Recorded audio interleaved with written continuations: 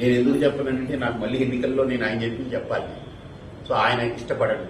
కాబట్టి తప్పకుండా ఆయన చెప్పిన ప్రతి మాటని నేను నిగూఢంగా నిశితంగా పరిశీలిస్తూ వచ్చి నేను చెప్తున్నమాట 2014లో ఖచ్చితంగా కూటమి వస్తుందని చెప్పాను. అంటే అప్పుడు కూటమి అంటే జనసేన లేదు, ఇప్పుడు పవన్ కళ్యాణ్ గారి మద్దతు ఉంది, ఓన్లీ బీజేపీ టీడీపీ కలిసి వెళ్ళాయి. నేను చెబితే వీళ్ళందరూ వాదించారు. అలాగనే ఇప్పుడు 2024లో కూడా మళ్ళీ మరొక మారు జగన్ వైపే, జగన్ కావాలి అనే వర్గం చాలా సైలెంట్ గా చాలా ప్రభావవంతం చూపించేలాగా ఓట్ల శాతం పెరిగాయనేటువంటిది ఆయన యొక్క పరిశీలనలో వ్యక్తమైంది.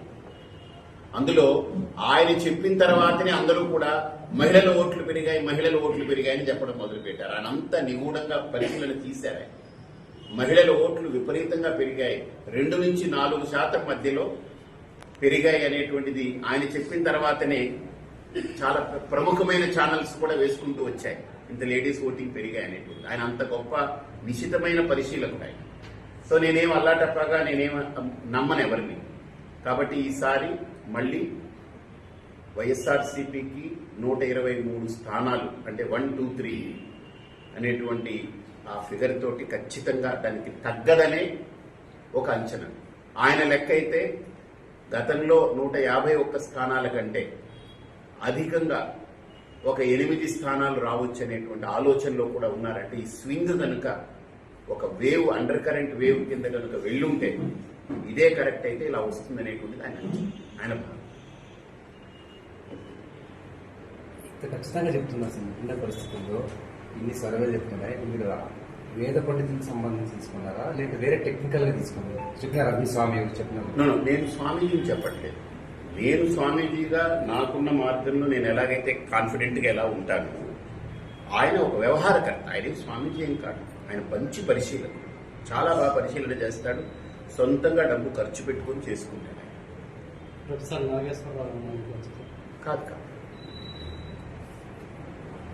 మీరు ఇన్ని ప్రశ్నలు అడుగుతుంటే ఇప్పుడు సర్వేలు మొత్తం కూటమి అంటున్నారు కదా, మీరు ఆ స్వామి ఎవరో చెప్పినారు అంటున్నారు కదా, ఎట్లా నమ్మాలి?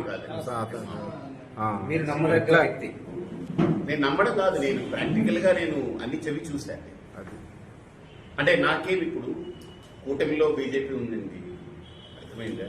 నేను మోడీ గారి గురించి చెప్పాను కదా, ఎన్డీఏగా అక్కర్లేదు, సొంతంగా మోడీ గారు నిర్మాణం చేస్తారు. అందుకనే మోడీ 3 జగన్ 2 అనేటువంటిది ఆయన స్పష్టం చేశారు. మోడీ 0.3 జగన్ 0.2 అని చెప్పారు. ఆయన ఏ పార్టీకి చెందని వ్యక్తి, అన్బయాస్డ్ గా ఉంటాడు. అందుకే నాతో మాట్లాడతారు. ఇంకెందుకు గంటలే కదా. అందుకే నేను కూడా ఆయన్ని ఒక 15 రోజులుగా ఆయన ఒత్తిడి చేస్తూ ఉంటే ఆయన మొత్తం వర్క్ చేసి నాకు తీసుకొచ్చిన అంశాలు చెప్పారు. అందుకే నేను ఈరోజు మీ ముందు పెడుతున్నాను. మీరు చూస్తారు 1, 2, 3 అనేది ఎలా ఉంటుందని మీరు చూస్తారు. అది తగ్గదు, దానికంటే పెరుగుతుందే తప్ప దేశవ్యాప్తంగా ఇంత కరాఖండిగా ఎవరు కూడా చెప్పరు సార్, ఎవరు కూడా ఇంత కరాఖండిగా అందుకనే కదా నేను వచ్చి చెప్తున్నానంటే మీరు యాక్సెప్ట్ చేయాలి కదా. మీరు యాక్సెప్ట్ చేసి అదే ఎక్కడ దీనికి ప్రపోర్షనేట్ గానే వస్తాయి. ఆ క్రాస్ ఓటింగ్లు అవన్నీ అంటున్నారు కానీ ఎక్కువ ఏమీ జరగలేదు. ఈక్వలెంట్ అంతే, ఇంచుమించు ఒక 17, 18 దగ్గరలో రావచ్చు, వచ్చే అవకాశాలు. చాలా మంది అంటున్నారు ఈ ముస్లింస్ చాలా మంది ఇంకా